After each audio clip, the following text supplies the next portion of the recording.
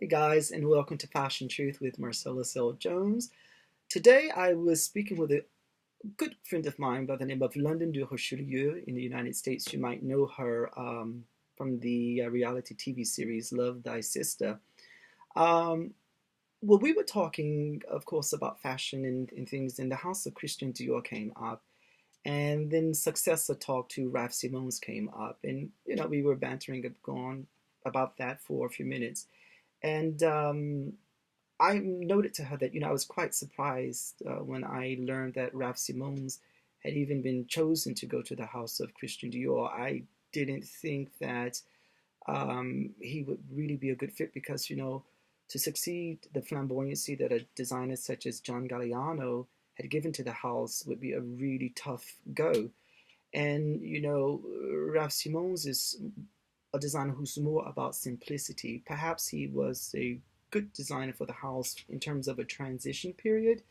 But I certainly was not so surprised when I learned that he was no longer at the house of Dior, because I never thought he was a good fit for that particular house from the very beginning.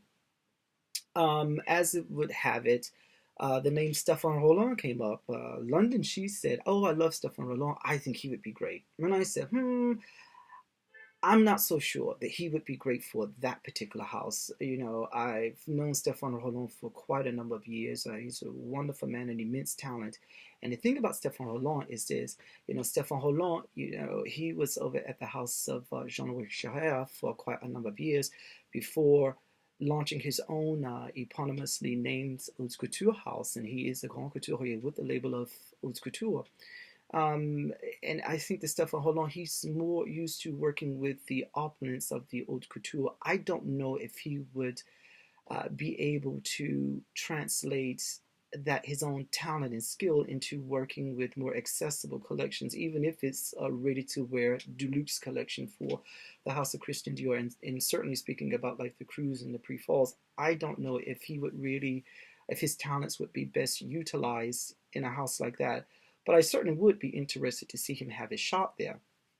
Then the name Haida Ackerman came up, and I thought that was so funny because Haida Ackerman is a name that was first mentioned to me years ago when they were originally looking for a designer to succeed John Galliano.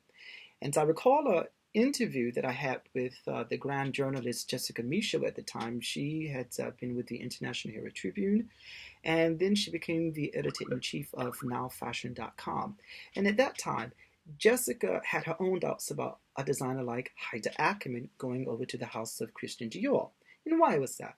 Well, Jessica was very clear in stating that Haida Ackerman's temperament was one that would not make him a good fit for the house of Dior. He was more of a calm, more gentle spirit, and that might not be the best fit for him because of the intense machinery that a house such as Christian Dior imposes on its designers. And let's be clear, when you're talking about houses like Christian Dior, you're talking about houses like Chanel, they impose a lot on the designers, and you are doing more than just doing 2 or 4 collections a year. You are responsible for a lot more than that.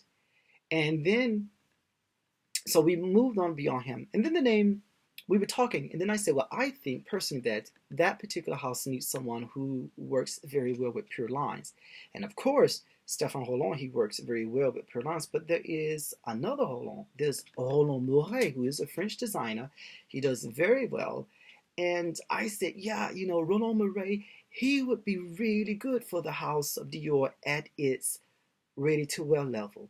But I'm not so sure about him having an interest in doing something like haute couture. Roland Mouret, he is one of the best designers there is in the business today. And even though he's not a household name, I personally think that a designer who's not a household name might be a better fit, because when we see designers like Stefano Pilati being chosen, who have these big names, and they go onto houses and it just doesn't work out, so I'm not all for a designer who's so famous going to this house or that house. I'm not all for that because just because they have the name. I think they have to have, it's nice that they have the name, However, but they also have to have what it takes to be able to continue the house's legacy and to be able to bring something else new to that house to make it interesting for the clients. Now we come to my own personal favorite for the house. I said this years ago, and every time it comes up, I say it all again. There is this Australian designer who is in Paris who's achieved great success. His name is Martin Grant. Why Martin Grant? Martin Grant is a genius when it comes to pure lines.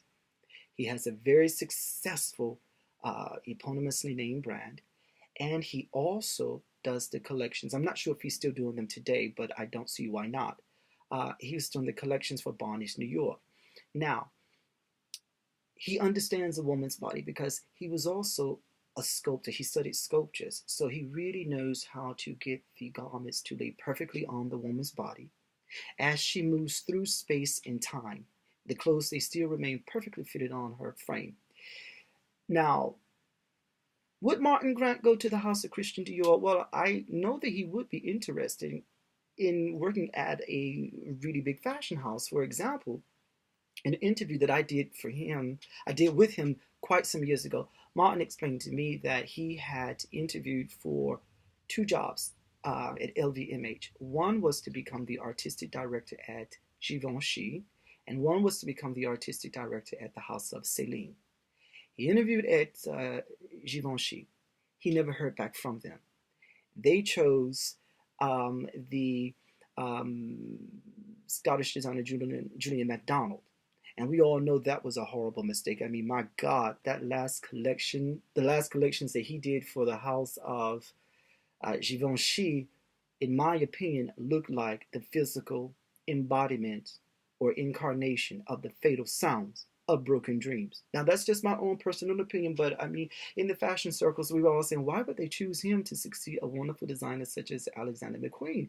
Because you go from that opulence and all of that structure and all of that research to these dark, depressing collections that Julian MacDonald did. And I remember one fashion editor with whom I worked with many years ago said that, in her own words, that Julian MacDonald nearly killed the house of Givenchy. So obviously, in my opinion, I personally think that Givenchy should have given that phone call to Martin Grant, and they just didn't. However, Martin did tell me during that interview that I did with him that he had been offered the job at Celine. Now, as we all know, another designer from Croatia, Ivana Mazank, is the one who got that job at the time. Now, and I said to Martin, what happened? Martin Grant said to me that Celine made an offer to him. He felt that the conditions, he did not refuse the job. He was very clear.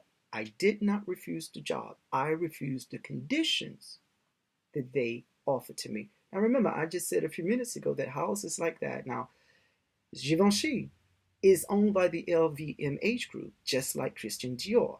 And remember, Givenchy and Christian Dior are rival houses. And as I said, Martin Grant said that he refused the conditions that were proposed to him at that time. But he never said no to the actual offer. So that brings us till today. Who is going to be the new artistic director at the House of Christian Dior? Well, I don't know. They will never take my opinion into consideration, even though they should, as I have had tremendous great success at predicting the failure of designers at other houses. And if you saw episode 1, my very first posting, I went through a list of designers that I had said were going not to last at big name houses. And again, those designers were like Umit Benan at the house of Trussardi, Jean-Paul Naut over at the house of Cerruti, and then most recently, as I said, earlier in this particular post, I mentioned Raf Simons, that I thought it was a very surprising choice of artistic directors for a house like Dior, and well, he didn't last for very long either.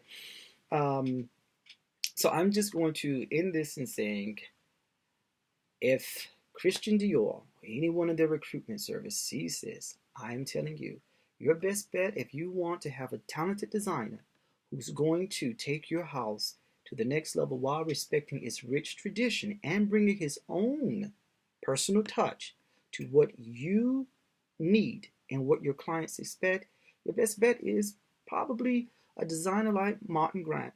I'm Marcellous L. Jones, and this is Fashion Truth.